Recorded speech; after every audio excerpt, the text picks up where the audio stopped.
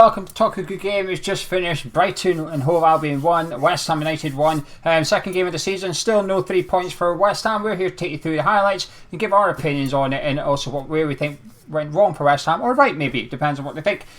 Charlie, well actually no, I'll start with Tom on this one because I spoke to Charlie about VAR at the Man City game. Tom, Brighton had the goal in the back of the net, a good volley from Trossard, but it was ruled offside through VAR. Is this sort of we saw possibly the bad side of it last week with a penalty save, but we're seeing the good side of it this week? Yeah, it's I guess it'll take a while to get used to. You have to take the rough with the smooth in that respect.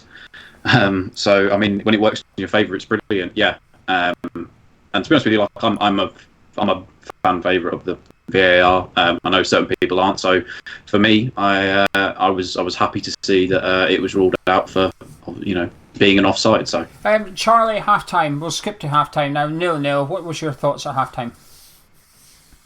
I thought we were very lucky to go in at 0-0. I thought Brighton were a much better team. I thought they were better than us basically everywhere on the pitch, and I was really confused as to what Pellegrini was doing. Sometimes, like for example, the City thing, I sort of understood what his halftime substitutions were about. I think it might have been wrong, but I sort of understood what he was going for. That first half, how he set up, I had literally no clue. I looked at the team sheet and I was like, okay, we'll see what happens. And we were just lost. We just couldn't do anything. The players were too deep. No one was near Hernandez. Hernandez looked completely and utterly lost up front. I mean, I couldn't understand a single thing, and I thought we were really genuinely lucky to go in drawing. Tom, what was your thoughts at the break? Same as Charlie, just really disappointed. I think it's, we might have all of these attacking players going forward, but defensively we just look atrocious. Diop really didn't look on his game today, not just in the first half, but the second half as well. Obviously, in the build-up to their goal. Even at left-back with Masuaku, still very suspect down that left-hand side. And not too sure, unless the Balbuena had a niggle, why, Ogbonna was starting again and handed the captaincy, which I thought was very, very, very strange. So, for me, just, I guess, what can you say? It's just a bit of a shambles, really. And like Charlie said as well, it's trying to get all those pieces to fit into the right system, with Pellegrini's team, because he has all these attacking players, but some players like Fornals, I thought was completely out the game. He wasn't, he didn't bring much pace. He didn't bring much anything to the side. He was kind of isolated out on the left-hand side. So it was just a whole mess of things I thought that had gone wrong. Specifically with attacking and defensively as well. I wasn't too happy with the lineup. I thought Ogbonna coming back in, I thought, blimey, this is knee-jerk from Pellegrini actually. I know Balbuena was at fault for one of the goals against Man City, but I don't think he had that bad a game overall. And I know I gave Diop man of match after the game against City, but when I watched it back afterwards, I thought Diop had a bit of a shocker actually, when you watch the replays and stuff. So I don't understand why he brought Ogbonna back in, and as well as giving him the captain's armband as well. I didn't really understand that. The midfield, fair enough, the midfield three is the three I wanted to see, but it didn't really click, but it's what I wanted to see. But then Snodgrass right wing, I thought, well, surely you want to have counter-attacking football, and to do that, there's your primary sort of skill or ability is pace, and Snodgrass just doesn't have that. But what Snodgrass does have is a good cross on him, but when the guy in the middle is Javier Hernandez, it kind of defeats the purpose of having someone that's really good at whipping the ball in at head height when he's got 3 6'4" centre-backs up against him. Brighton were good. I thought we were okay for the first 10-15 minutes. I thought we had plenty of the ball. We weren't really doing much with it though. I thought Brighton probably looked at it and thought, well, you can have the ball there if you want it, you're not going anywhere. Then they started to get into it, and they were just a better team for the other half hour, and we were lucky to go in 0-0. I think Pellegrini got the tactics and lineup wrong.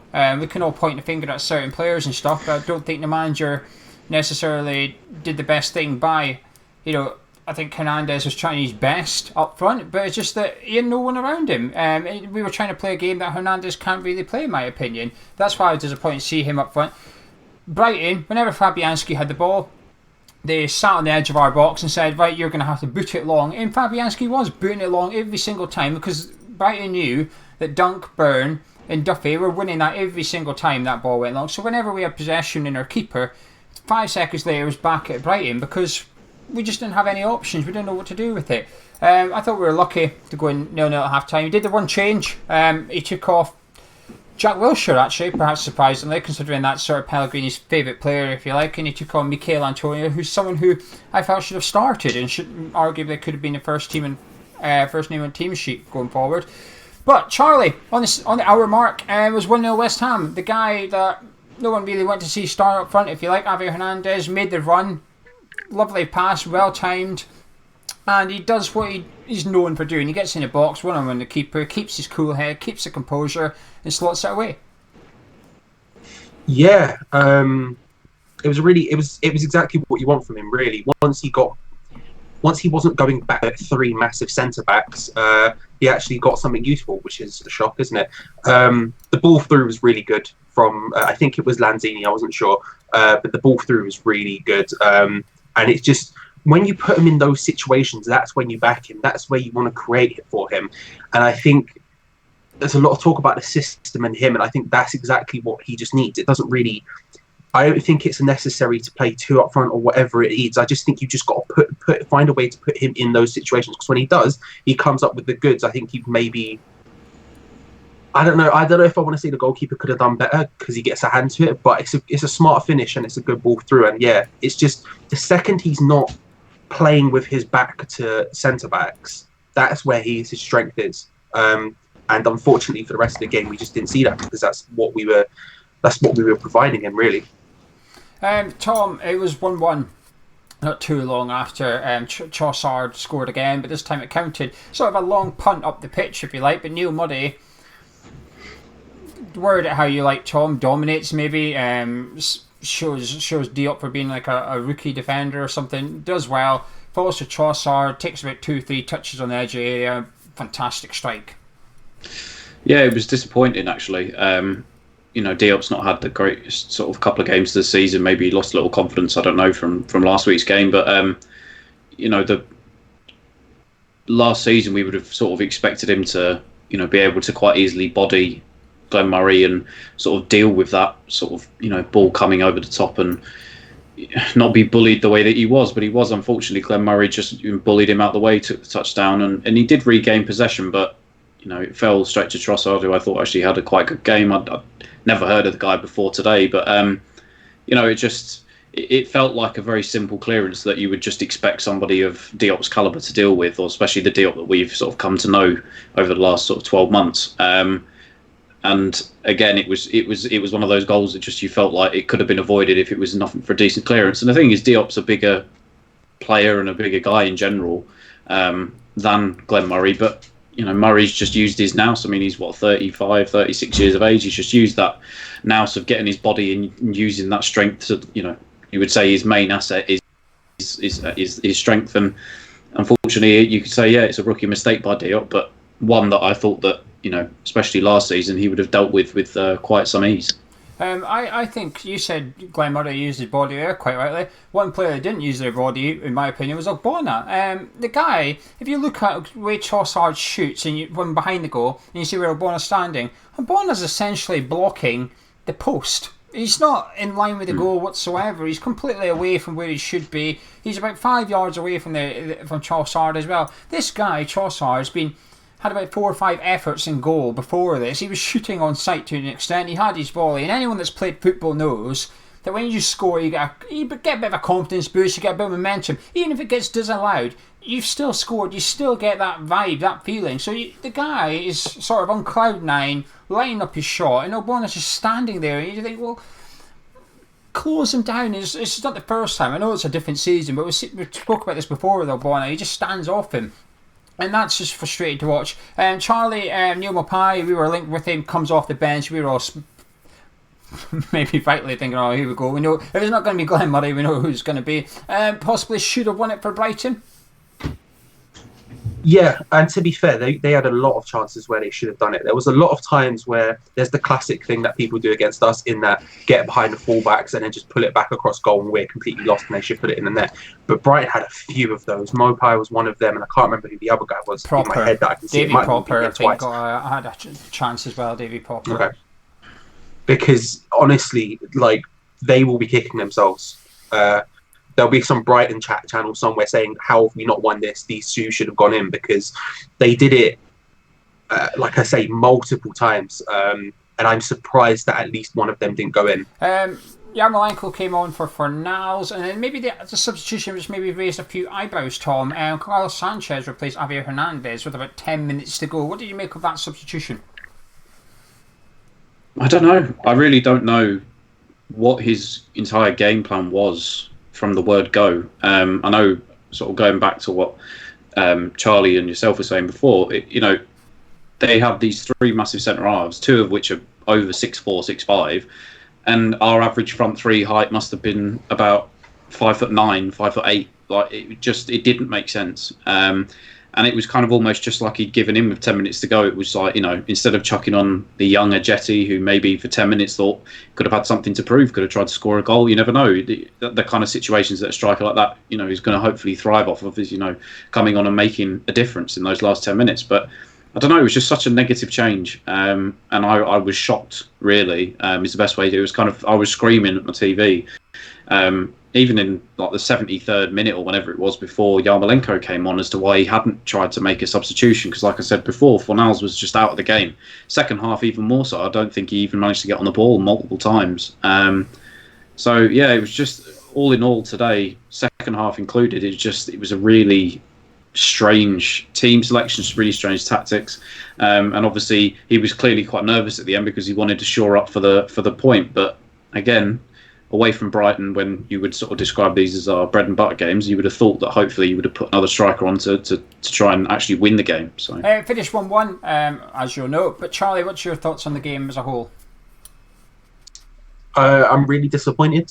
I thought that I knew it was going to be difficult. I like their new manager. I like the way they play. I like a lot of their players. I knew it wasn't going to be a rollover by any stretch of the imagination. But I thought we might have had a bit more of a go at it. Whether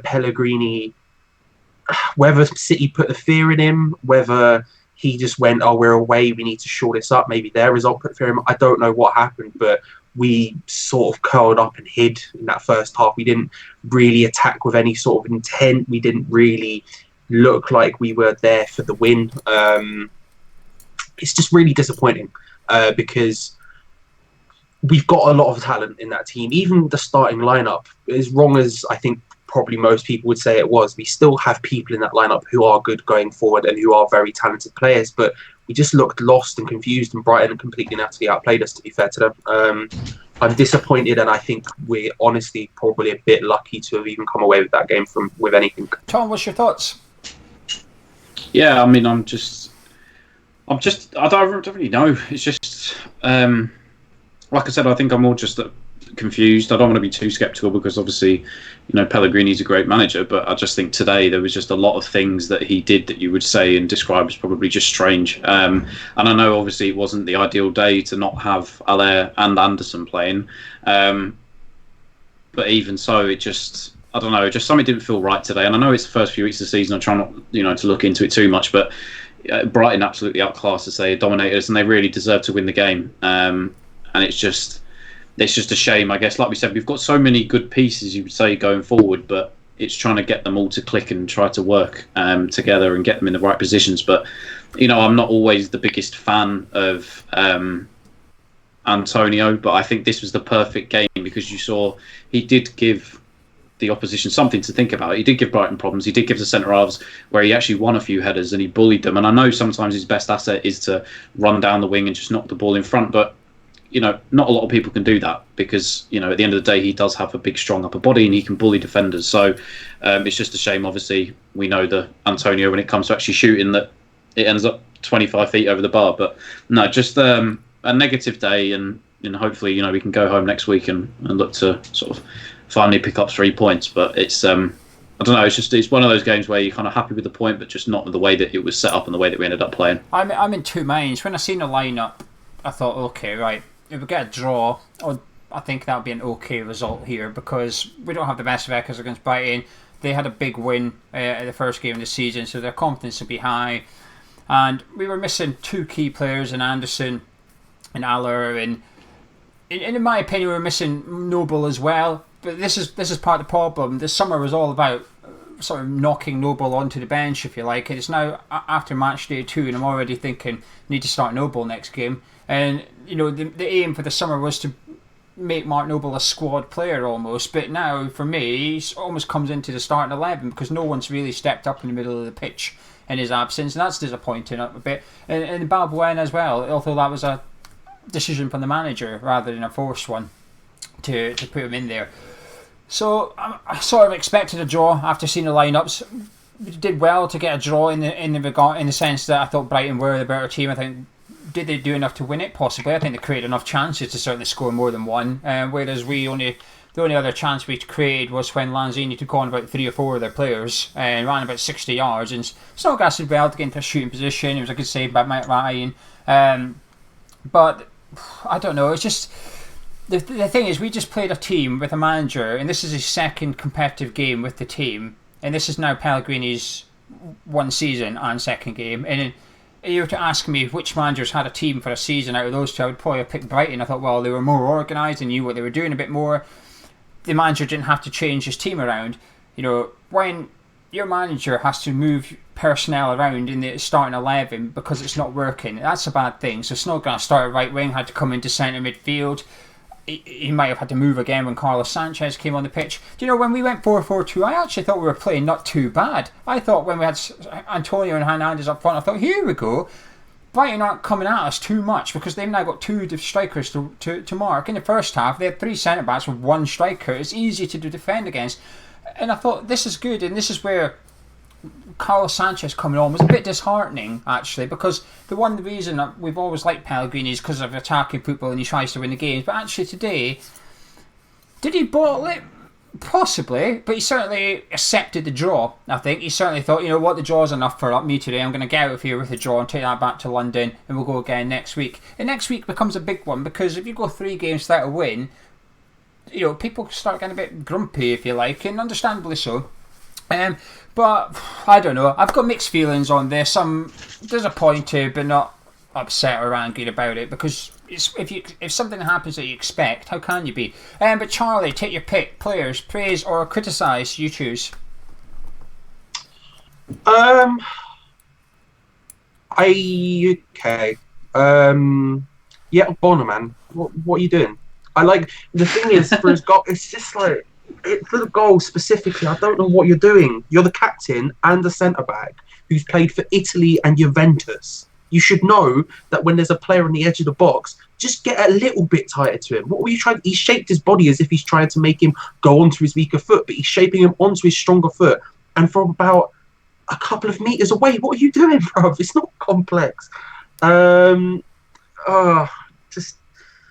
I knew that we all know defensively we're bad. Let's be real about it. We all know that because we're the same as last year. We haven't made any investment in it. We're not really changed tactics. But it's really frustrating when you have players who seem just hamstrung by it. Like Fornals, for example, a couple of times he showed like a pass here, a bit of movement there. Lanzini, a pass here, a bit of movement there. These are players who have the capability who just felt hamstrung by stuff that was happening. I want to sort of praise... I don't even know. Who do I even want to praise? Declan Rice did a couple of nice things. Fabianski, I thought, played as well as he could have. Apart from that one time where he got mildly pressured and decided to boot it into the crowd. Yeah, I don't know. It's difficult. I'm really disappointed. Tom, take your pick. Yeah, I think I'm sort of much of the same again. I think Fabianski, just made a few good saves. Declan Rice did some good things today. I thought Lanzini at times, he keeps showing little flashes of brilliance that he's almost getting back to his best. Specifically towards the end when he cut in off the left-hand side and had a little mazy run. I thought that was kind of a bit Lanzini of old, although I do think he's lost a step of pace since his injury. I don't think he's as fast as he once was because, usually you'd see him sort of breaking away from players, but now it's kind of they're catching up to him almost. I thought, I guess Chicharito for his goal, he was, clinical finisher when he gets inside the box. But other than that, no, I think it was kind of a disappointing effort, really, from a lot of players. Yarmolenko, when he came on, didn't really impact the game much. Sorry, Antonio as well, when he came on, did impact the game in a positive way for us. I thought Fornals was quiet, arguably very quiet. It looks like he might take a little bit of time to adjust. But it's just that back four, and I don't know whether it's just Diop just doesn't feel as comfortable when he's got Bonner next to him, or what, because he just, whenever those two seem to play, especially when we saw it for quite a while last season, they're both just so nervous with each other. They just do not look. It just doesn't look right. So for me, it's a massive area of improvement we need in the next window, either that be in January or even in next summer. It needs to be a whole overhaul in the back line, because we just can't carry on if we're aiming to push for these European spots and push up the league. We're shipping too many goals with a defence like that, and we're going to lose more games than we're not. We might outscore teams, but if they can score 3 or 4 easily, and teams like even Norwich today, I saw Pukki got a hat trick. There's some really good goal scorers in this league that will just pounce and feed off of that back four. Too many good wingers that can cut inside of our fullbacks and just make it look just too easy. So there's a lot of adjustments that have to go down and things that have to change. But it's early days in the season, so I'm not sort of too worried. But I guess maybe today, with what Pellegrini had, I guess the blame sort of lies with him as well for his selection formation. But yeah, for me, kind of Fabianski, Antonio, Lanzini and Declan Rice, I think, which are probably our standout players, if you can call it standout. I think our defence had too much to do. I'm not going to criticise Ogbonna and Diop overall. I thought they were poor for Brighton's goal, but they've got too much to do. I think, especially in the first half, Brighton were walking through our midfield, really. It was Jack Wilshere. He was a ghost. He didn't do anything. I'm surprised neither of you two have criticised him much, because I thought he was awful in the first half, and he was right to be hooked at half time. I just thought he didn't exist. Declan Rice was doing the work for him and Jack Wilshere, and I thought Snodgrass had a good game in the second half. I thought the first half he didn't have a good one, but again, I put that down to the manager playing him in that position. Whereas in the second half, centre midfield, he started to stand up to Stevens and Popper. I thought they were having a laugh in the first half against Wilshere, Lanzini and Rice. They were having it off, but I thought Snodgrass put their foot in a little bit and managed to add a little bit of grit into our midfield in there. So that was good, but defence was okay, except Masuaku. I thought Masuaku was poor. He's okay on the ball and going forward, but every time the ball comes near him defensively, I worry. And there was a couple of occasions today I thought, it was just the left back roundabout's going to go on and on and on all season. They're going to keep switching 2-3 games, then it'll be the next one, 2-3 games, then the next one. So Wilshere and Masuaku are the two I want to pull out. Yeah, I'll give a little bit of credit to Hernandez, because I don't think he did anything wrong. Again, it's just the tactics, but the chance he did get, he made himself. The run was absolutely fantastic. The way he ran across the back. Remember, Hernandez was up against 3 defenders here. Yes, Antonio was on the pitch, but when you look at the goal, he's up against 3 defenders practically, Hernandez. He gets the run, and he times it perfectly, and when he does get the chance, he puts it away. Now, if Brighton's forwards had the composure Hernandez did, they would have won that game, but they didn't, and they blew their chances and stuff. I thought, like you said, Rice did okay. Fornals, didn't really notice him, truth be told, and I thought Lanzini was our best player, so that's my man of match anyway. Lanzini, he wasn't consistent enough over the 90 minutes, but he's the one player that actually showed a little bit of quality and someone that could win it for West Ham when it mattered. Charlie, can I get your final thoughts on your hammer of the match, please? Yeah, really disappointed. I know I keep saying it, but just really disappointed, because I thought that City was a write-off from the start. I'm not going to go on about this idea of our season starts next week, because it doesn't. It started last week, but I was just thought that this was the game where we would start to see us step up a gear and step up into the sort of way that we would play for the rest of the season, and we sort of crumbled. We didn't deserve anything. Brighton deserved all 3 points. They should have really beaten us by more, if we're being honest, and a better team would have beaten us by more. It's really disappointing, but fair play to Brighton. They deserved 3 points. And yeah, man of the match, I would say Antonio. He changed the game when he came on. And as bloody annoying as he is, some of his shots, like, what, you don't just stop shooting from range, but he changed the game. And so yeah, man of the match, Antonio for me. Tom, final thoughts on man of the match, please. I feel it's probably one of those days where we just sort of all echo the same sentiments. So it's disappointing. Early days, I can't remember for the life of me who we've got next week. I've not really been paying attention to fixtures. Watford away. It's away at Watford. Oh, joy. So yeah, we'll hopefully get Allaire and Anderson back next week, and we can hopefully look and resemble somewhat of our former selves, and we go again. But for me as well, Antonio, definitely man of the match, I think, just because he simply did change the game when he came off the bench. And it's, an eye-opener for Pellegrini that maybe want to look into, in a game like that, start someone, that can actually bully the opposition instead of playing, 3 or 4 players that are complete midgets compared to the opposition. So yeah, I'll give the nod to Antonio today, but we go again next week for Watford. Lanzini for me, I agree with you about Antonio. He should have started though. Pellegrini got this wrong. Pellegrini got the starting 11 wrong, and I would argue that he got the last substitution of the game wrong as well. I think he got the first 2 right, Antonio and Yarmolenko. I think he got them right. But I think it's a good point. I think it's a good result, 1-1. I think it's all right. At the start of the season, you said to me you'll draw 1-1 away to Brighton. I would have took it probably.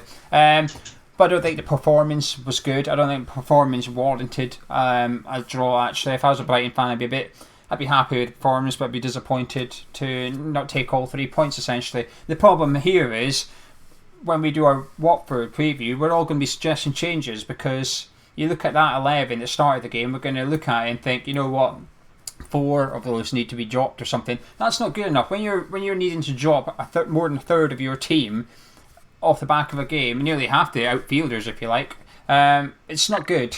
So, Fornals should have been saying to Pellegrini, you do not start Anderson next week. Well, Anderson starts next week, simple as that. He just comes walking back into the team. So there's a few people, Jack Wilshere, Mark Noble actually. Mark Noble's someone that, if he's fit, in my opinion, he walks back into the team next week, because Wilshere's not been up to it. I thought he's been the most disappointing player out of I thought he was okay against City, but today I was really disappointed by Jack Wilshere. Someone who's probably one of the most talented players on that football pitch, but actually didn't see much of him at all. Anyway, that's been Charlie. No, that's been... I can't do this the wrong way around. That's Charlie, that's Tom, I've been Gio. Thank you very much for joining us. Drop a like if you enjoyed it, subscribe if you're new around here, and we'll catch you in a little bit.